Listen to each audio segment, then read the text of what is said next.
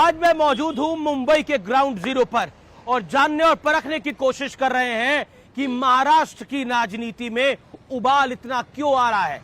और ground zero पर आज मेरे साथ मौजूद हैं हेवीवेट यानी वर्ली पे आदित्य ठाकरे के जो सामने खड़े हैं वो है मिलिंद देवड़ा, शिवसेना शिंदे गुट के। मिलिंद जी, 27 साल की उम्र में आपने अपना पहला चुनाव लड़ा, ये कैसे सूझी कि अब आदित्य ठाकरे के सामने खड़ा हुआ जाएगा? देखिए, मैं 27 बरस, आपने बिल्कुल सही कहा, मैं 27 बरस का था जब मैं पहली बार लोकसभा चुनाव लड़ा। उस समय मेरे विरोधी जयवंतीबेन मेहता थी, केंद्रीय मंत्री थी। केंद्रीय मंत्री थी जयवंतीबेन मेहता। उस इलेक्शन में मुझे याद है कहती थी कि Milind age is equal to my experience. हर चुनौती, हर इलेक्शन इम्पोर्टेंट रहता है और हर इलेक्शन में हमें व्यक्तिगत रूप से बैटल नहीं करना चाहिए, मुद्दों के आधार पर हमें लड़ना चाहिए। और मेरे स्वर्गीय पिताजी मुरली भाई देवरा, मेरी राजनीति हमेशा पॉजिटिव, सकारात्मक राजनीति पर आधारित रही है। वर्ली का जो चुनाव है ये बहुत महत्वपूर्ण चुनाव इसलिए है, सिर्फ वर्ली तक सीमित नहीं है जी, लेकिन मुंबई, महाराष्ट्र जी, मैं मानता हूं कि राष्ट्रीय चुनाव भी, लोकसभा के चुनाव भी लोकल चुनाव होते हैं और लोकल चुनाव भी राष्ट्रीय चुनाव होते हैं।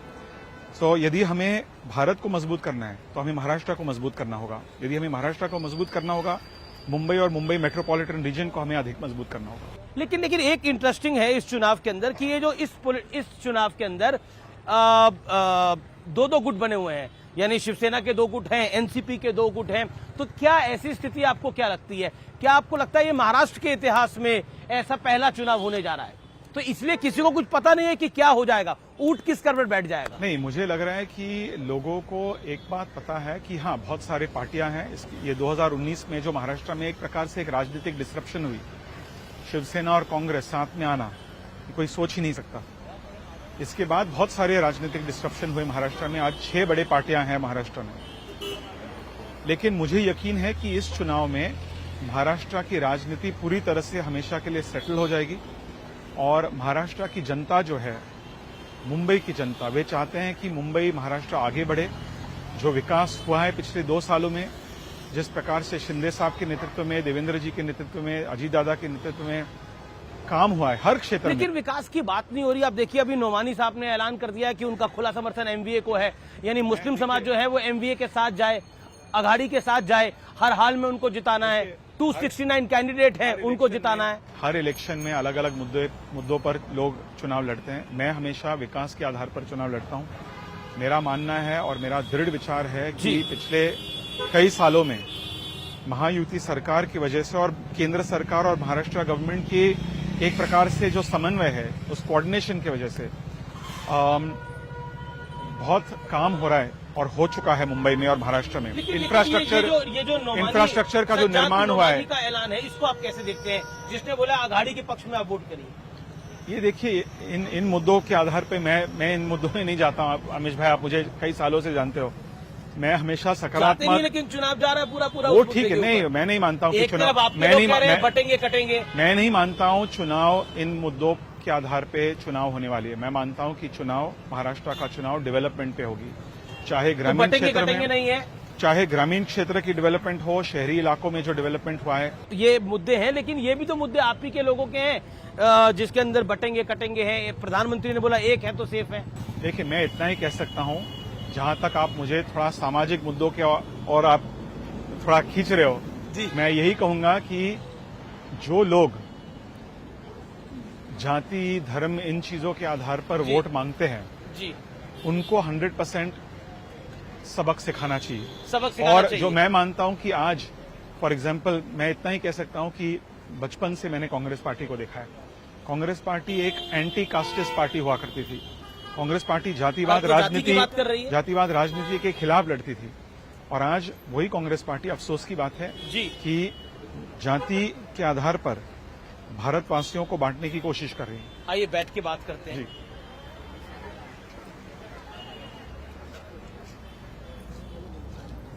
तो मिलिंद देवड़ा, हम बात कर रहे थे जाति की। देखिए, जाति का खेल कांग्रेस का चल गया और जाति का खेल ऐसे चला, उत्तर प्रदेश में चला, महाराष्ट्र में चला। तो ऐसा लग रहा है कि आरक्षण की बात करके एक प्रोपेगेंडा चलाया गया एनडीए के खिलाफ कि अगर मोदी दोबारा तीसरी बार आएंगे तो आरक्षण को समाप्त कर देंगे, संविधान को बदल देंगे। और वो प्रोपेगेंडा मध्य प्रदेश में नहीं चला, वो प्रोपेगेंडा गुजरात में नहीं चला, लेकिन वो एजेंडा प्रोपेगेंडा यूपी में चला और कुछ हद तक महाराष्ट्र में भी चल गया। तो जाति पे रिजल्ट मिल रहा है विपक्ष को, लोकसभा अघाड़ी को या इंडिया ब्लॉक को। लोकसभा के चुनाव में एक ये बात सच है कि ऑपोजिशन पार्टियां ने एक फेक नैरेटिव चलाने की कोशिश की। उन्होंने कहा मोदी जी यदि देश के प्रधानमंत्री बनेंगे तो संविधान खतरे में है, भारत का लोकतंत्र कमजोर होगा, कभी इलेक्शन नहीं होगा। ये फेक नैरेटिव को हरियाणा के विधानसभा चुनाव में पूरी तरह से हमेशा के लिए बस्ट किया गया।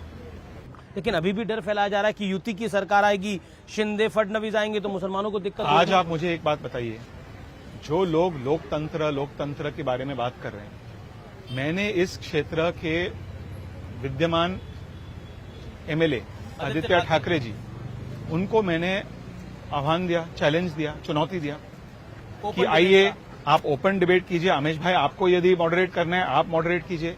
नहीं, मैं बहुत खुश हूं मॉडरेट करने में। वर्ली के बारे में, मुंबई के बारे में, महाराष्ट्र के बारे में आप तय कीजिए, कहीं जहां भी करना है आपको। मुंबई के बारे में, वर्ली के बारे में, महाराष्ट्र के बारे में, उनकी क्या विजन है, हमारी क्या विजन है, उनकी सरकार ने क्या की, हमारी सरकार क्या की, हम आगे क्या करना चाहते हैं। उन्होंने स्वयं कहा कि लोकसभा चुनाव के दौरान, इस लोकसभा चुनाव के दौरान, कि जो उम्मीदवार डिबेट करने से डरते हैं उन्हें कोई पॉलिटिकल पब्लिक फोरम में बैठने की कोई अधिकार नहीं है। आज वही लोग जो लोकतंत्र खतरे में है, लोकतांत्रिक डिबेट से भाग रहे हैं। आप बात भी तो आदित्य ठाकरे की कर रहे हैं, वो उद्धव ठाकरे के बेटे हैं। तो क्या हुआ, वे उम्मीदवार है, वे यहाँ चुनाव लड़ रहे हैं, एमएलए, तो क्या हुआ, मैं किसी का बेटा हूँ, हर एक व्यक्ति किसी के बेटे हैं।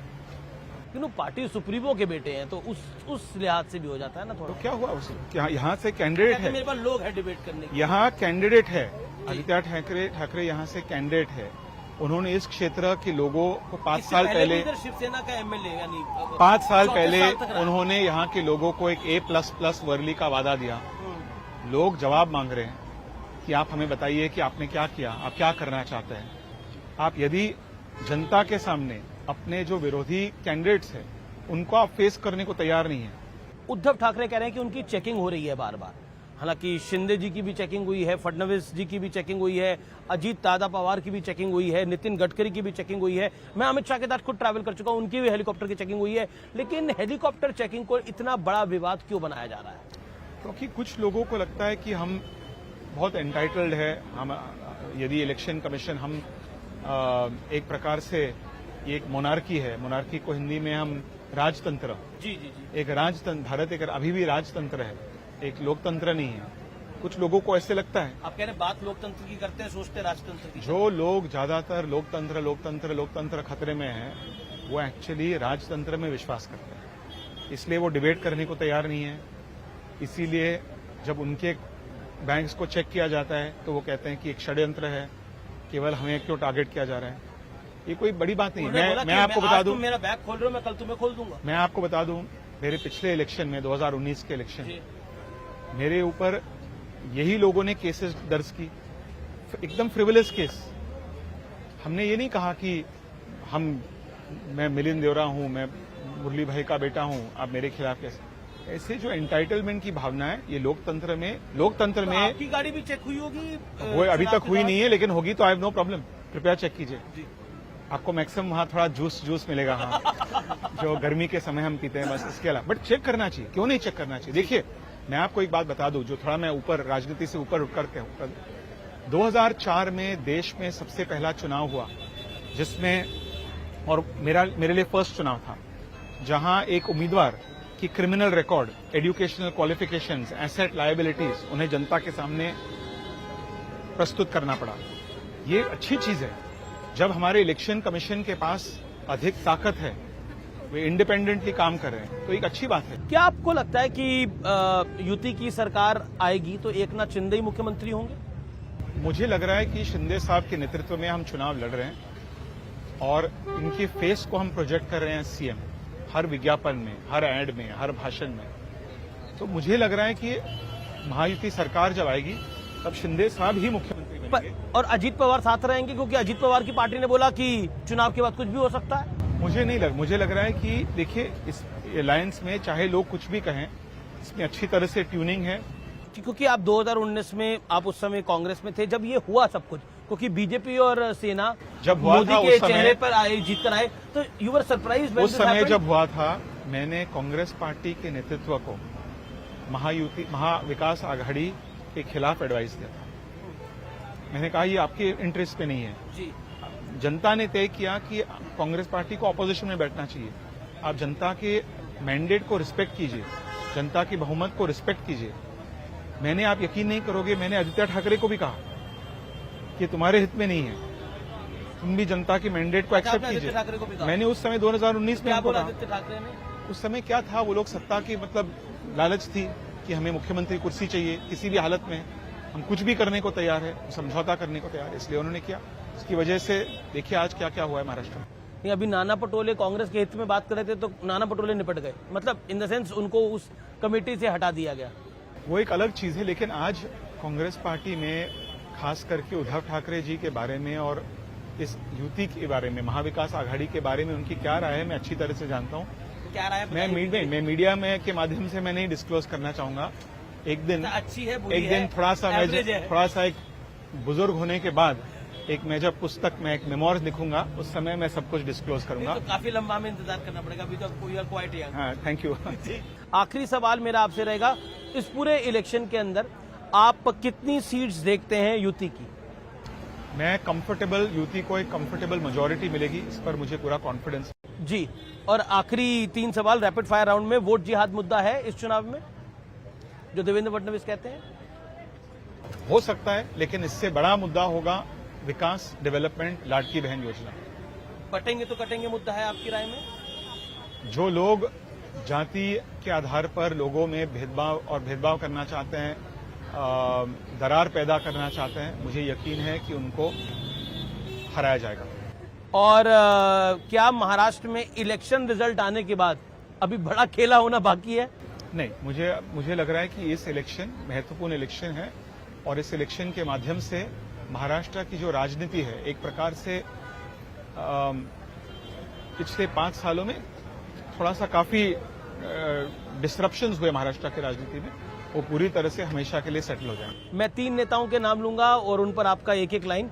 पहले हैं Sharad Rao Pawar, he is still very unpredictable, क्या करेंगे चुनाव के बाद? मैं उनको रिस्पेक्ट करता हूं। शरद पवार जी एक वरिष्ठ नेता है। मेरे स्वर्गीय पिताजी के साथ उन्होंने कई सालों से, कई दशकों से उन्होंने काम किया जी।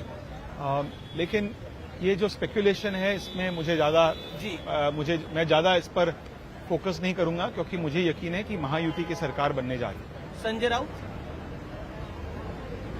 देखिए, अभी संजय राउत जी मेरे साथ पार्लियामेंट में बैठते हैं, ठीक है, उनका कुछ बहुत मीठा है वो वैसे। उनका कुछ अलग ये काम है। मैं तो इतना ही कहूंगा कि बाला साहेब ठाकरे जी एक बहुत अच्छे कार्टूनिस्ट थे जी। तो बहुत अच्छे कार्टून्स को उन्होंने पैदा किया जी। चलिए, आपने अपने जवाब को दिया। आखिरी नेता आदित्य ठाकरे। आदित्य ठाकरे जब वर्ली और साउथ मुंबई आए थे, मुझे बहुत एक्सपेक्टेशंस थी। मुझे लगा कि आदित्य ठाकरे पहली ठाकरे फैमिली का फर्स्ट मेंबर है जो चुनाव लड़ना चाहता है, चुनावी राजनीति में आना चाहता है। मुझे लगा कि वर्ली के लिए, दक्षिण मुंबई के लिए और पूरी महाराष्ट्र के लिए उनकी विचारधारा प्रगतिशील है, कुछ करना चाहेंगे, पॉजिटिव काम। अफसोस की बात है कि पिछले 5 सालों में केवल स्पीड ब्रेकर पॉलिटिक्स में वे विश्वास करते हैं। हर चीज में, चाहे देश का सबसे बड़ा बंदर वढ़ावन पोर्ट को उन्होंने अपोज किया, दुनिया का सबसे बड़ा न्यूक्लियर प्लांट जैतापुर में उन्होंने अपोज किया, देश का सबसे बड़ा रिफाइनरी उन्होंने महाराष्ट्र में आ रही थी उसका अपोज किया, मुंबई मेट्रो का उन्होंने अपोज किया, महालक्ष्मी रेस कोर्स जो इस वर्ली में बहुत बड़ा मुद्दा है, उस मुद्दे को उसको भी उन्होंने अपोज किया। तो हर चीज में केवल स्पीड ब्रेकर लगा रहे, और हम चाहते हैं कि प्रगति विदाउट स्पीड लिमिट्स हो। प्रगति विदाउट स्पीड लिमिट हो। Thank you so much Milind ji, आपने समय दिया और आपको बहुत बहुत शुभकामनाएं आपके चुनाव के लिए। ये और हमारी ये चुनावी चर्चा आगे बाकी लोगों से जारी रहेगी। धन्यवाद। Thank you.